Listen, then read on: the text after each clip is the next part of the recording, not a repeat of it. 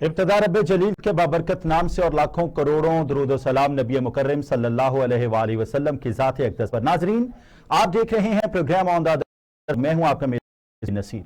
नाजरीन, इंडिया के दारुल हुकूमत दिल्ली में, सिर्फ दिल्ली में 30 लाख लोग हर रोज खुले आसमान के नीचे सोते हैं।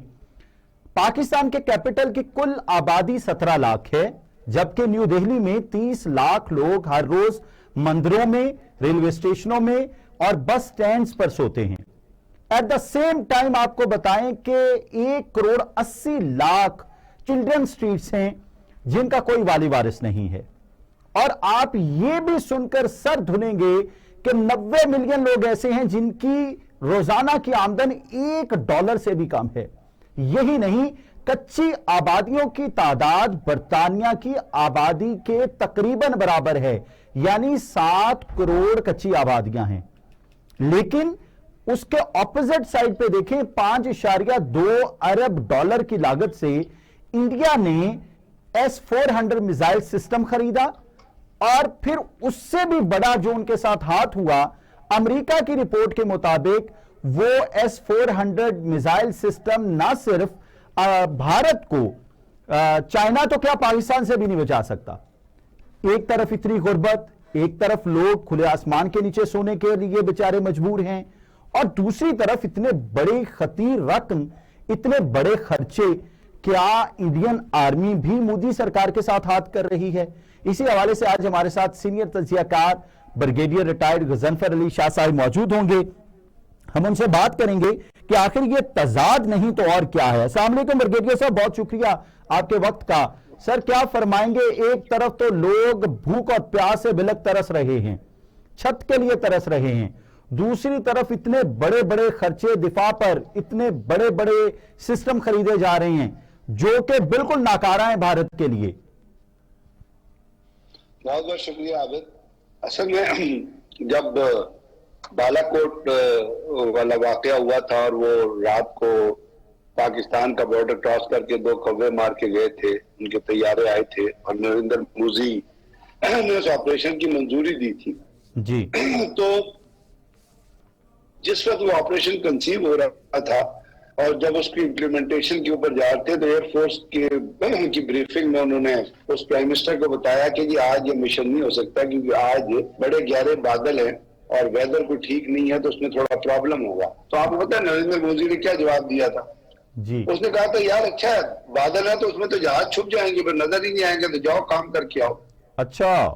तो ये है उसकी अकल का लेवल जो मैं आपको बताना चाहता था। सर। दूसरी चीज, जब चाइना ने हमला किया इंडिया के ऊपर गलवान के इलाके में, लद्दाख के इलाके में, और चाइनीज ने सरहद पार करके जो वो इलाका जहां पर इंडियन पेट्रोलिंग करते थे, जिसको चाइना क्लेम कर रहा था बड़े अरसे से, इंडिया ने उसके ऊपर इलीगल कब्जा किया हुआ था, उसको अपना पार्ट कहता था, तो वहां आके चाइनीज ने एक विलेज आबाद किया। अब जब वो विलेज आबाद हो गया और उसकी तस्वीरें आई, तो इंडियन आर्मी चीफ भी जो था बिपिन रावत, उसने भी ये कहा कि जी ये तो इंडिया के इलाके में नहीं आए हैं। और नरेंद्र मोदी ने भी जाके कांग्रेस के अंदर अपने लोगों को ये झूठ बोला, कहा कि चाइना ने हमारी सीमा पार नहीं की है, वो तो अपने इलाके में, यानी अपने ही चीज को, अपने ही इलाके को झूठ बोल के अपनी गलती को छुपाने के लिए, अपनी शिकस्त को छुपाने के लिए पूरी की पूरी कांग्रेस में झूठ बोला जी।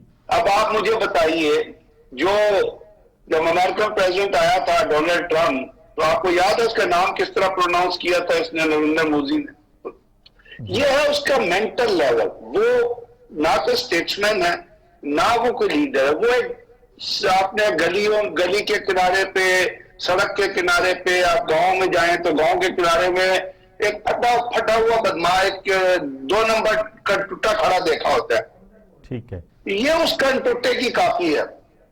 इसके साथ अब लग गए और लग गए मजहबी दहशतगर्द, क्योंकि आरएसएस में उसने ट्रेनिंग की दी, अमित शाह ने आरएसएस में ट्रेनिंग दी, बाबू बजरंगी ने आरएसएस में ट्रेनिंग दी। ये लोग मजहब को इस्तेमाल कर रहे हैं जनूनियत के लिए, दहशतगर्दी और जनूनियत। जब भी आप मजहब को जनूनियत और दहशतगर्दी के लिए इस्तेमाल करेंगे तो हम अकल भूल जाएंगे और उसके बाद जब पाकिस्तान दिन की रोशनी में 10 बजे जाके एक SU-7 और एक अपने अपने ही इलाके में मिग गिराएगा, तो फिर आप जाके बयान देंगे कि रफेल होते तो ये सब कुछ ना होता। जी बिल्कुल ठीक अब है। रफेल भी आ गए S-400। इन्होंने कहा कि जी ये 4 डिफरेंट टाइप्स ऑफ मिसाइल से आम हो जाता है। एक मिसाइल का रेंज एक जो 400 किलोमीटर होती है, 250 किलोमीटर होती है, 120 किलोमीटर मार सकता है, 40 किलोमीटर मारता है। एक लॉन्ग रेंज रडार होता है जो कोई 100 से ज्यादा फ्लाइंग ऑब्जेक्ट को टारगेट कर सकता है। उन्होंने चाइना को भी उस पॉइंट ऑफ व्यू में रखा था।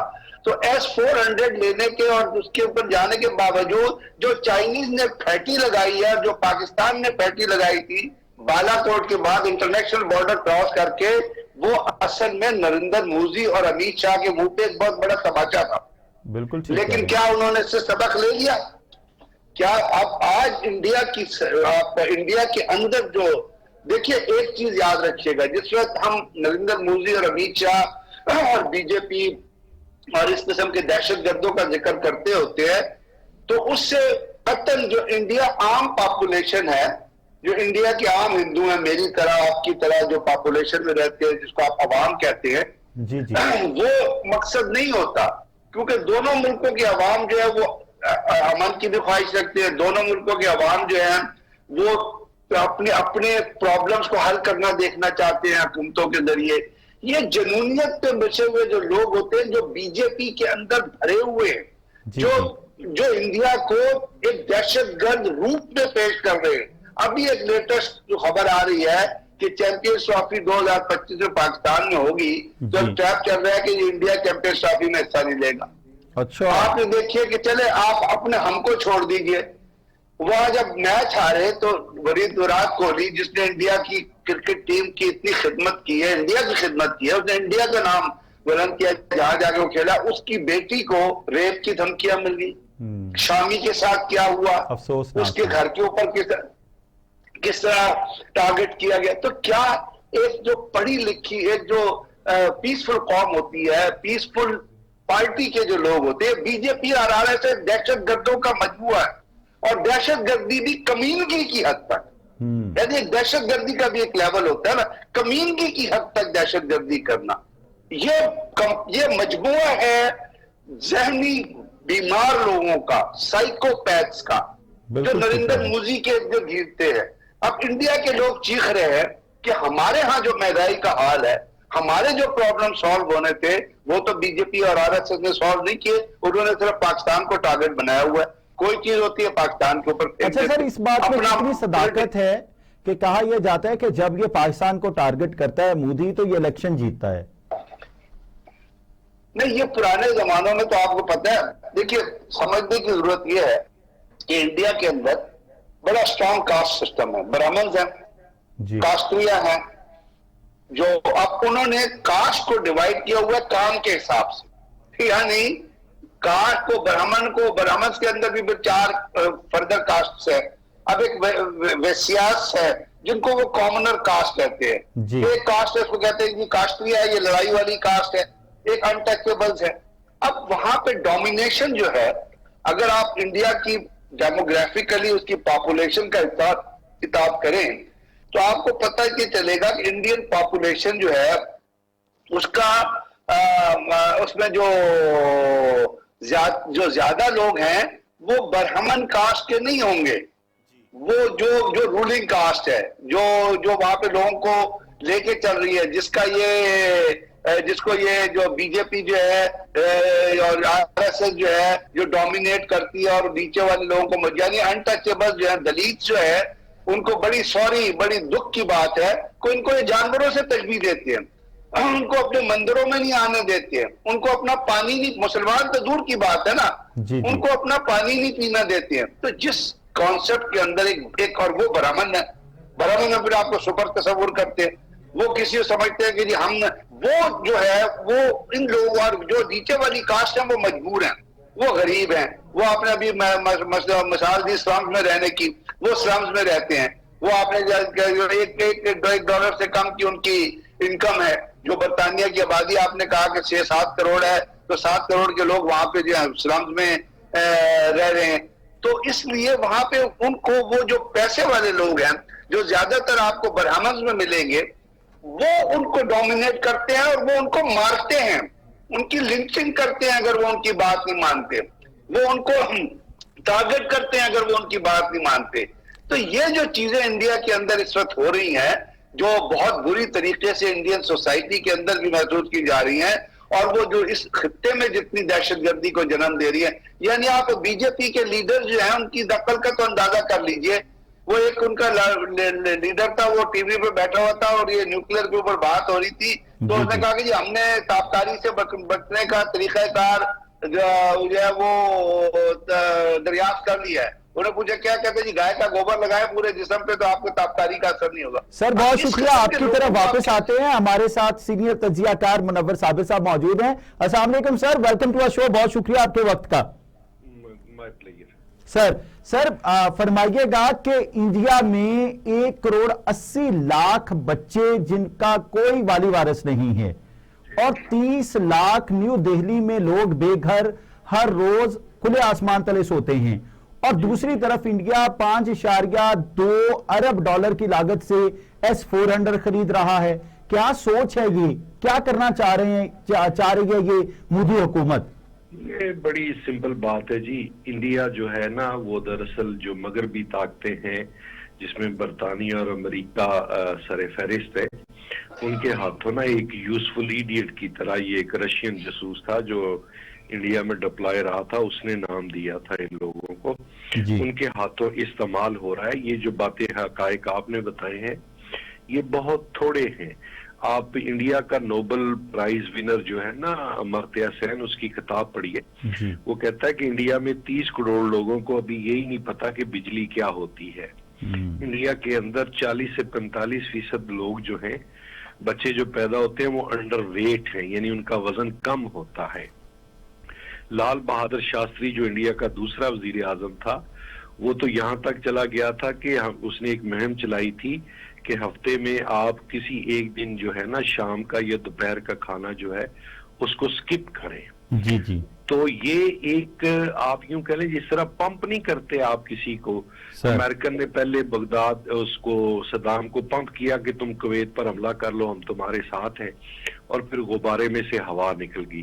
तो वो इस तरह इसको पंप और पैम्पर करके ना, वो सिर्फ चाइना और देखिए झगड़ा जो बुनियादी है ना, झगड़ा ये है कि मगरब की एक पॉलिसी है कि एशिया में इस्तेहकाम ना है, क्योंकि एशिया ही वो बड़े आजम है जो मगरब का मुकाबला कर सकता है।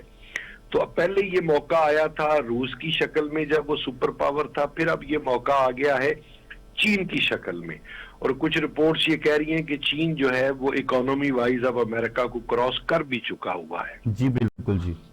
उस सूरत हाल के अंदर ये इंडिया है जो उसको, और मैं यहाँ पर ये भी वाजे कर दूं कि तकरीबन 3,500 किलोमीटर का बॉर्डर लगता है इंडियन का चाइना के साथ, जिसमें शायद ही कोई इलाका हो जिसमें ना कोई डिस्प्यूट ना हो जी। और मैं मजीद वाजे कर दूं कि इंडिया के जो डिस्प्यूट है वो पाकिस्तान के साथ, चीन के साथ, नेपाल के साथ, बांग्लादेश के साथ, श्रीलंका के साथ वाजे तौर पर मौजूद है। इसकी सबसे बड़ी मिसाल इंडिया का जो नेहरू खानदान का आखिरी चश्मो चिराग राजीव गांधी कत्ल हुआ था, वो उन तामिल बागियों के हाथों कत्ल हुआ था जो श्रीलंका में जिन्होंने मुहिम अलहदगी पसंद तहरीक दहशतगर्दी की जारी की हुई थी, और इंडिया उनको पूरी फंडिंग करता था।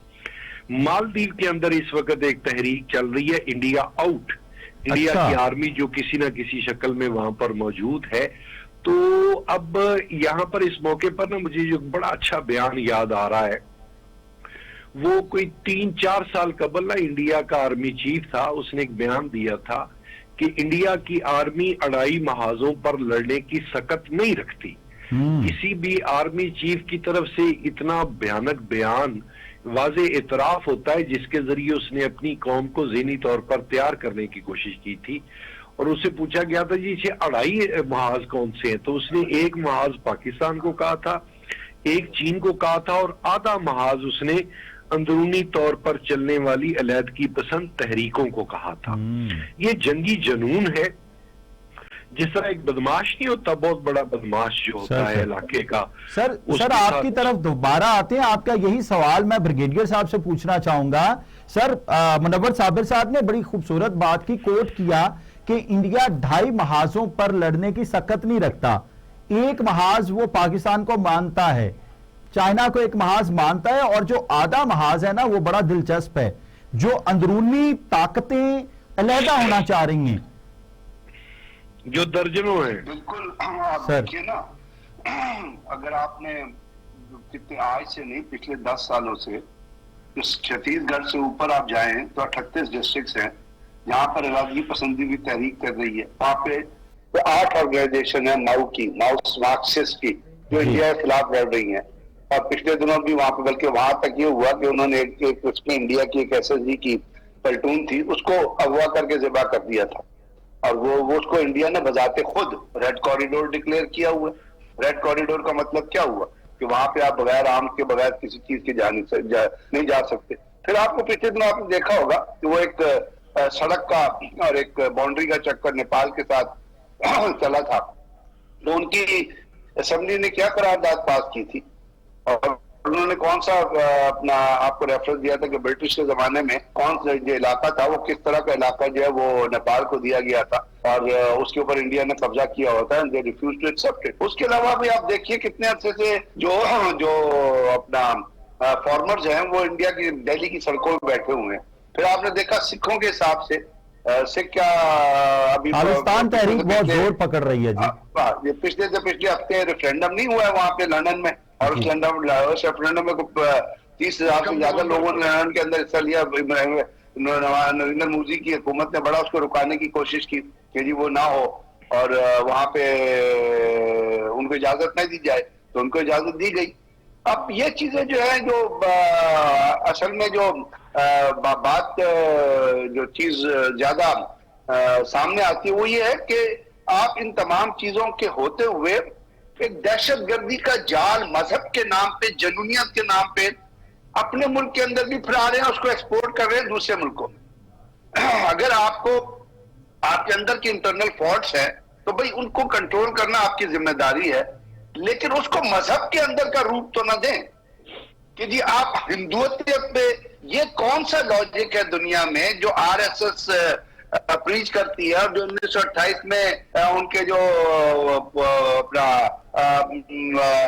हजवर ने अपनी किताब में, बाकी मार्कर ने लिख दिया, उन्होंने कहा कि इंडिया के अंदर सिर्फ हिंदू रहेंगे, अदरवाइज बाकी लोगों को या तो कन्वर्ट होना पड़ेगा और अदरवाइज दे लीव इंडिया। ये दुनिया के किस मुल्क में ये चीज फॉलो होती है? एक तो मुल्क बता दें, आप 20वीं सदी में, 21वीं सदी में एक टेक्नोलॉजिकल एज में दाखिल हो रहे हैं, एक आप कंप्यूटराइज्ड एज में दाखिल हो रहे हैं, तो क्या ये चीजें एक्सेप्टेबल? लेकिन ये जनूनियत चंद लोगों के अंदर, जो मैंने आपको बताया ना, सर बात का यहीं से आगाज करेंगे। आप हमारे साथ ही रहिएगा, वक्त हुआ एक ब्रेक का, आप हमारे साथ रहिएगा।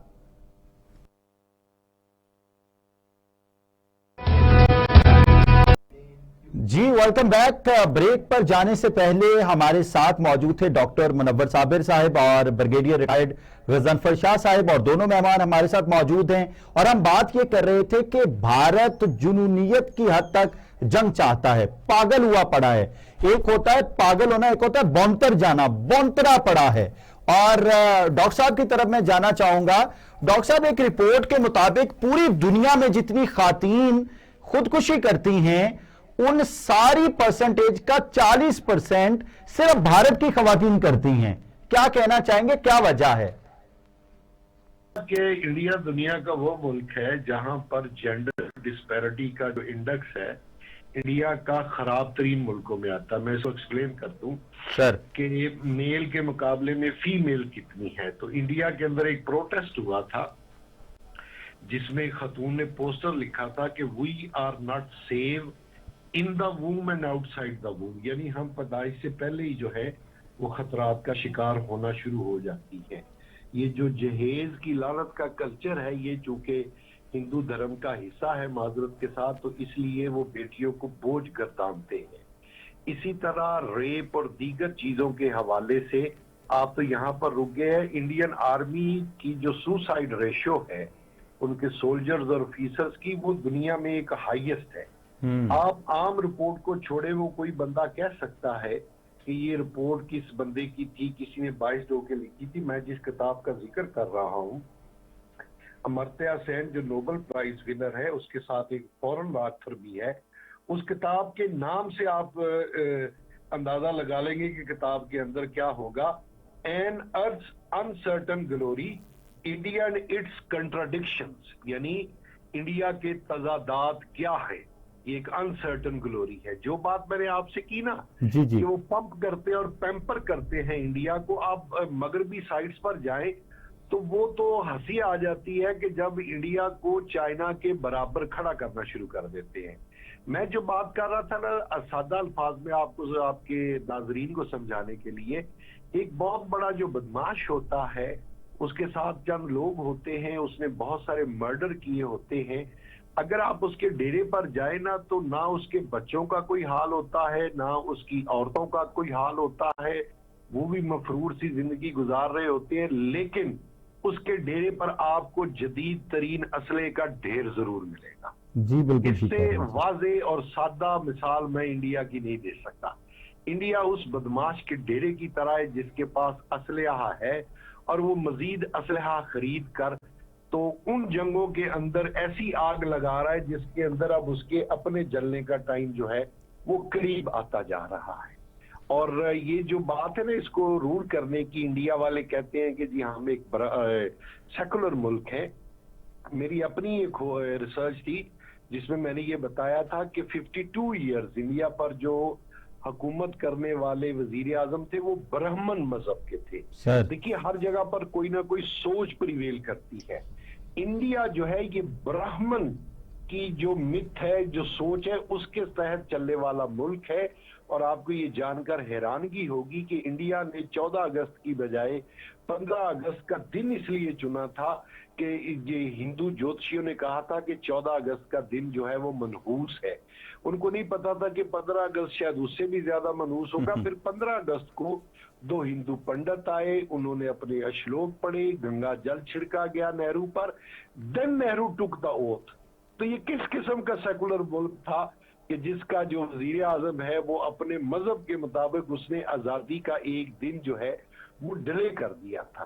फिर मैं आपको एक मजे की बात ये बताता हूं कि अरुणाचल प्रदेश जो एक रियासत है जिस पर क्लेम करता है चाइना जी, उसमें चाइनीज ग्रेजुअली पेनिट्रेट कर रहे हैं। और जदीद तरीन जो एक डेवलपमेंट या स्टोरी है उसकी कि इंडियन हुकूमत डिनाई कर रही है, इंडियन मीडिया और उनकी आर्मी के लोग मान रहे हैं कि चाइनीज ने अरुणाचल प्रदेश के अंदर घुसकर तो चंद गांव तक जो है वो तामीर कर लिए हैं। वो चूंकि पहाड़ी इलाका है तो उसमें वो करते क्या है कि आध किलोमीटर आगे बढ़ते हैं और वहां पर पत्थर रखकर तो ये लिख जाते हैं कि ये इलाका अब हमारा है। वाह। तो ये उसकी बेबसी का आप इससे अंदाजा लगाएं।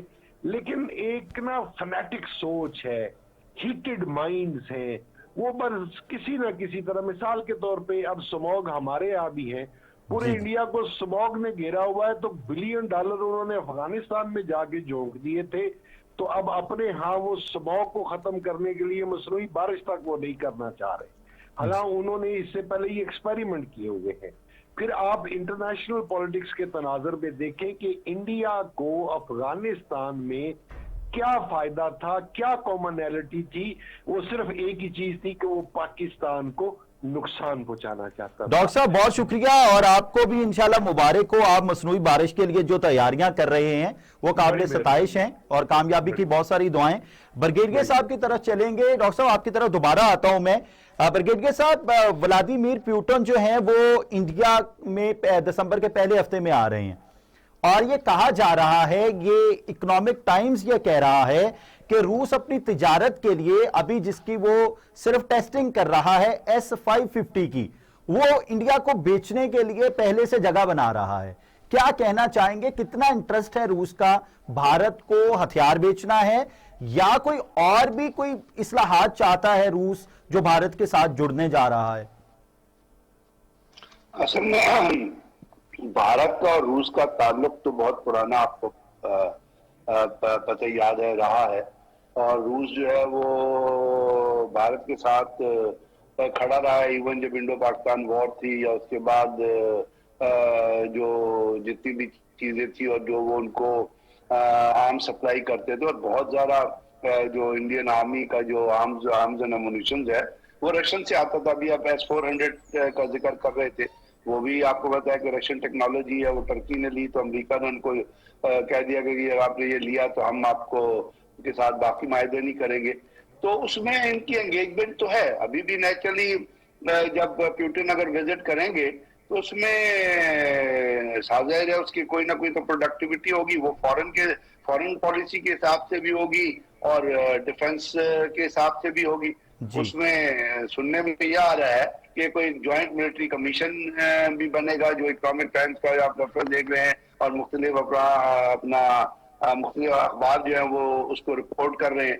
और पिछले दिनों एक NSS की कॉन्फ्रेंस भी हुई थी जो आपने बताया इंडिया में हुई थी, जिसमें रशिया के भी NSS थे, लेकिन उसके बाद जो उनका रिमार्क आया था वो बड़ा गौरतलब है। उन्होंने कहा था कि जी इस किस्म की फजूल कॉन्फ्रेंसेस करने की जरूरत नहीं है जो अफगानिस्तान के ऊपर, क्योंकि इस तरह आप कोर प्रॉब्लम से जो है वो हट जाते हैं। तो इस तराजुर में जब आप देखते हैं तो अब नई जहतें और नई कोलेशन जो है इस इलाके में डेवलप हो रही हैं। और अमेरिका ने इंडिया को खड़ा किया हुआ था बुनियादी तौर पे चाइना के खिलाफ जितने हथियार है जो चीजें दी जा रही थी वो। सर मेरा एक जैली सवाल है आपसे, सर मेरा एक सवाल है, अमेरिका मुझे क्यों लगता है कि हाथ उठा रहा है भारत से? अगर S-400 उसने खरीदा था, एक तो पाबंदी लगाने का कहा अमेरिका ने कहा, फिर अमेरिकी ही रिपोर्ट के मुताबिक ये $5.2 अरब अभी ये अदा करेगा रूस को। फिर उसके बाद अगर 7 साल तक सिर्फ इस सिस्टम की हिफाजत करनी पड़ती है ना, $5.2 अरब उस पर लग जाएंगे, उसका कुछ इस्तेमाल हो या ना हो। तो अमेरिका तो मेरा ख्याल है हाथ उठा रहा है भारत से, वो समझ चुका है ये बुज़दिल कौम है। S-400 ने भी जो है ना वो दिसंबर में मतलब अभी आना है जी जी, और उसके अंदर एक उनके साथ एक कॉन्ट्रैक्ट और भी है, वो जो है मैन्युफैक्चर है और प्रोडक्शन है कोई 1135 फ्रिगेट्स की, ठीक है ना। इसी तरह कुछ राइफल्स है AK-203 उनका उनके साथ मैन्युफैक्चर का और मेक इन इंडिया का प्रोग्राम चल रहा है। तो उसके साथ Su-30 Mk1 जो है और MiG-29 फाइटर जेट जो है और कोई 400 T-90 टैंक्स हैं, उसकी भी उनके साथ कोई बातचीत चल रही है। अभी ये तो आबिद ऐसी चीजें हैं जो इंडिया नचल उनको इख्तियार है, वो क्या करे, अपना जितना मर्जी हथियार ले, या इंडिया उनको रशिया उनको जितने मर्जी हथियार दे, लेकिन क्या इन हथियारों को रख के अभी तक या जो चीजें हैं उनको अपने पास रख के क्या इंडिया ने चाइना को रोक दिया? अब इंडियन एयरफोर्स की एक स्टडी थी बड़ी पुरानी, उसमें ये कहा गया था कि इंडिया के पास जो जहाज है, क्योंकि उन्होंने बहुत सारी जगहों से चीजों को जमा किया हुआ है, जब आप बहुत सारे सोर्सेज से चीजों को जमा कर रहे होते हैं तो आप उतने बैकअप रिसोर्सेज क्रिएट नहीं कर सकते। तो there was a time in what return in India की एयरफोर्स रिपोर्ट में कि इंडिया के पास जो तैयारे हैं उनको अपना आपको पता है टायर रोटेशन होती है, जहाज जब टेक ऑफ करता है तो उसको कुछ अर्से के बाद नए टायर्स की जरूरत, उनके पास टायर रोटेशन पूरी नहीं हो रही थी, जिसकी वजह से उनके जहाज जो है वो ग्राउंड हुए थे। तो ये चीजें जो है, ये तो इंडिया अगर चाइना और रशिया को देता है या अमेरिका नहीं देता है तो ये उनकी फॉरेन पॉलिसी है। अगर वो अमेरिका तो उनसे हाथ तो नहीं उठाएगा, क्योंकि अमेरिका के भी एक ग्रैंड डिजाइन है। अमेरिका का सिर्फ इस खत्ते में यहाँ से निकलने का मतलब जो था वो अफगानिस्तान से निकलने का भी इंडिया का एक डिजाइन, हमारा अमेरिका का डिजाइन था और उन्होंने वो पूरा कर लिया। वो तालिबान को डिप्राइव करना चाहते थे, वहां वो भूख और नंग क्रिएट करना चाहते थे, वो चाहते थे कि वहां पे इसलिए $9 बिलियन भी उन्होंने रिजर्व जो है वो फ्रीज किए थे। तो वो हर काम एक अपनी स्ट्रैटेजी के तहत करते हैं और मुझे नहीं लगता कि वो स्ट्रैटेजी में किसी तरह भी इंडिया को छोड़ेंगे, वो इंडिया को अपने उसमें फोल्ड में रखेंगे और रशियंस के साथ जो कुछ इंडिया की डेवलपमेंट होगी वो पुरानी भी चलेगी। अब देखिए पुतिन जब आते हैं और जब विजिट होता है तो ये कॉन्ट्रैक्ट्स तो मुख्तलिफ साइन होते हैं, लेकिन दुनिया में जिस तरह बहुत सारी चीजें हो रही हैं उसमें पाकिस्तान का रोल भी जो है वो डेली वो रोज आने वाले दिनों में बढ़ता जा रहा है। और वो रोल जो है वो चाइना से भी रिलेटेड है, वो रशिया से भी रिलेटेड है, वो खत्ते से भी रिलेटेड है। यानी अगर यहाँ पाकिस्तान में आपने देखा कि पिछले दिन जो हुई थी अफगानिस्तान के हवाले से, उसमें पाकिस्तान रशिया ही थे ना, आप इंडिया में जो हुई थी तो वहां तो अजरबैजान और पता नहीं कौन कौन से ममालिक शामिल हो गए। तो इसमें जो है अब एक अपना क्वाड बनी थी, अब एक ऑकस बन गई है और उसके अंदर जो है वो जी ब्रिगेडियर साहब, आपकी तरफ दोबारा आता हूं, वक्त कम है हमारे पास। डॉक्टर साहब हमारे साथ हैं। डॉक्टर साहब फरमाइएगा, क्या कहना चाहेंगे? ये 5.2 अरब डॉलर लगाने का मुतामिल हो सकता है इंडिया, जहां पिछले 10 वर्षों में 50 लाख लोग माजूर हैं और हुकूमत उनके लिए कुछ नहीं कर रही? देखिए, ये इस हवाले से भी मैं चूंकि मिलिट्री वेपन्स का इतना एक्सपर्ट नहीं हूँ, लेकिन मैं एक राय जो इस पे मुझे बड़ा हैरान कर रही है कि ये जो 5th जनरेशन वॉर का दौर है, जिसमें हॉट वॉर का चांस ना होने के बराबर, और इंडिया ये तो सोच ही नहीं सकता कि कभी वो चाइना के साथ हॉट वॉर करेगा। तो ऐसी सूरत हाल में कि जब ये जो महंगाई का फिनोमिनन है, करप्शन का बाजार है, गुर्बत है, जहालत है, अलहदगी पसंद तहरीकें हैं, तो ये $5 बिलियन अगर उस तरफ खर्च कर दे तो हो सकता है उनकी लाइफ एक्सपेक्टेंसी जो है वो थोड़ी सी बढ़ जाए।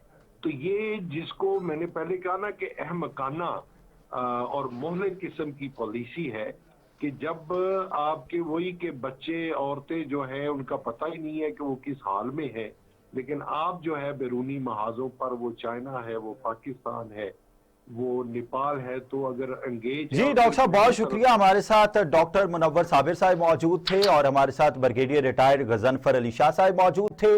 नाजरीन, आपने सुना हमारे मेहमानान ने बड़ा खूबसूरत तज्जिया किया कि भारत जहां भूख और नंग उरूज पर है, उसको इस वक्त हथियार खरीदने की जरूरत नहीं है, उसको इस वक्त अपनी अवाम को रोटी देने की जरूरत है, उसको इस वक्त अपनी अवाम को छत देने की जरूरत है।